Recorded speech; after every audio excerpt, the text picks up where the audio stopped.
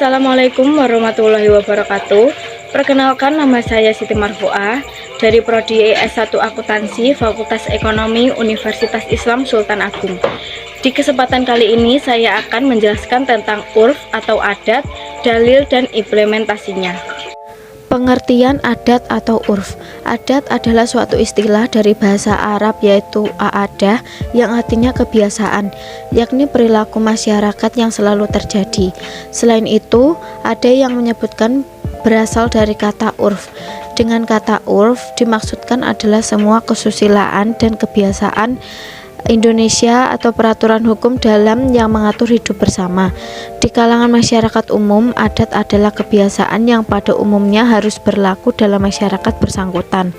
Misalnya, dikatakan adat Jawa, maka yang dimaksud adalah kebiasaan berperilaku dalam masyarakat Jawa.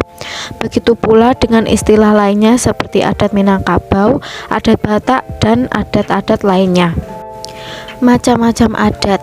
Yang pertama, ditinjau dari segi materi yang biasa dilakukan urf ada dua macam. Yang pertama, urf kauli, yaitu kebiasaan yang berlaku dalam penggunaan kata-kata atau ucapan. Yang kedua, urf fi'li, yaitu kebiasaan yang berlaku dalam perbuatan. Contoh kebiasaan saling mengambil rokok di antara sesama teman tanpa adanya ucapan meminta dan memberi tidak dianggap mencuri. Yang kedua, ditinjau dari ruang lingkup penggunaannya. Urf dibagi menjadi dua macam. Yang pertama, urf umum, yaitu kebiasaan yang telah umum berlaku di mana-mana, hampir di seluruh penjuru dunia tanpa memandang negara, bangsa, dan agama. Misalnya menganggukkan kepala tanda setuju dan menggeleng tanda tidak setuju.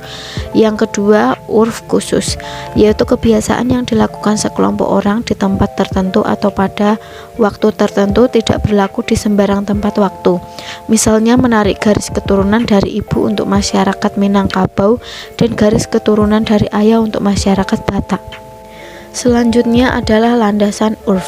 Yang pertama, Al-Quran dalam surat Al-A'raf ayat 199 yang artinya, jadilah pemaaf dan suruhlah orang mengerjakan yang ma'ruf, serta jangan pedulikan orang-orang yang bodoh. Melalui ayat di atas, Allah Subhanahu wa Ta'ala memerintahkan kaum muslimin untuk mengerjakan yang ma'ruf. Sedangkan yang disebut ma'ruf ialah yang dinilai oleh kaum muslimin sebagai kebaikan, dikerjakan berulang-ulang dan tidak bertentangan dengan watak manusia yang benar dan dibimbing oleh prinsip-prinsip umum ajaran Islam. Yang kedua, firman Allah Subhanahu wa Ta'ala dalam surat Al-Maidah ayat 6. Yang artinya, Allah tidak hendak menyulitkan kamu, tetapi Dia hendak membersihkan kamu dan menyempurnakan nikmat-Nya bagimu supaya kamu bersyukur. Pada ayat di atas menegaskan bahwa Allah tidak ingin menyulitkan hamba-Nya baik di dalam syarak maupun yang lainnya. Allah akan melapangkan kesempitan dan mengurangi kesusahan karena Allah Subhanahu wa Ta'ala Maha Kaya dan Maha Penyayang. Allah tidak memerintahkan hamba-Nya untuk mengerjakan sesuatu kecuali di dalamnya terdapat kebaikan dan di dalamnya terdapat unsur kemanfaatan bagi hamba-Nya. Landasan yang kedua adalah hadis. Apa yang dipandang oleh orang-orang Islam baik, maka baik pula di sisi Allah Subhanahu wa Ta'ala, dan apa yang dianggap orang-orang Islam jelek, maka jelek pula lah di sisi Allah Subhanahu wa Ta'ala. Hadis riwayat Ahmad. Ungkapan Abdullah bin Mas'ud di atas, baik dari segi redaksi ataupun maksudnya, menunjukkan bahwa kebiasaan-kebiasaan baik yang berlaku di masyarakat muslim yang sejalan dengan tuntutan umum syariat Islam adalah merupakan sesuatu yang baik di sisi Allah. Sebaliknya, hal-hal yang bertentangan dengan kebiasaan yang dinilai baik oleh masyarakat akan melahirkan kesulitan dan kesempitan dalam kehidupan sehari-hari. Syarat urf. Para ulama ushul fiqh menyatakan bahwa urf dapat dijadikan sebagai salah satu dalil dalam menetapkan hukum syara jika memenuhi syarat sebagai berikut. Yang pertama, urf bernilai maslahat dan dapat diterima akal sehat. Yang kedua, urf berlaku umum. Yang ketiga, urf yang dijadikan sandaran dalam penetapan hukum itu telah ada atau berlaku pada saat itu, bukan yang akan muncul kemudian. Yang keempat, urf itu tidak bertentangan dan melalaikan dalil syara yang ada atau bertentangan dengan prinsip yang pasti. Kedudukan urf. Pada dasarnya semua ulama sepakat bahwa kedudukan urf sahih sebagai salah satu dalil syara.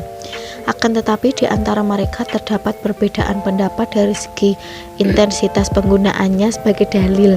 Dalam hal ini ulama Hanafiyah dan Malikiyah adalah yang paling banyak menggunakan urf sebagai dalil dibandingkan dengan ulama Syafi'iyah dan Hanabiyah. Hukum yang didasarkan atas urf dapat berubah dengan perubahan pada suatu masa atau tempat, karena sesungguhnya cabang akan berubah dengan perubahan pokoknya. Oleh karena inilah dalam perbedaan pendapat semacam ini, fuqaha mengatakan sesungguhnya perbedaan tersebut adalah perbedaan masa dan zaman, bukan perbedaan hujah dan dalil. Permasalahan urf. Yang pertama, pertentangan urf dengan nas yang bersifat khusus. Apabila pertentangan urf dengan nas yang bersifat khusus menyebabkan tidak berfungsinya hukum yang dikandung nas, maka urf tidak dapat diterima. Misalnya, kebiasaan pada zaman jahiliyah dalam mengadopsi anak, di mana anak yang diadopsi itu statusnya sama dengan anak kandung, sehingga mereka mendapat warisan apabila ayah angkatnya wafat. Urf seperti ini tidak berlaku dan tidak dapat diterima. Yang kedua, pertentangan urf dengan nas yang bersifat umum. Menurut Mustafa Ahmad Al-Zarqo, apabila urf telah ada ketika datangnya nas yang bersifat umum, maka harus dibedakan antara urf al-lafzi dengan urf al-amali.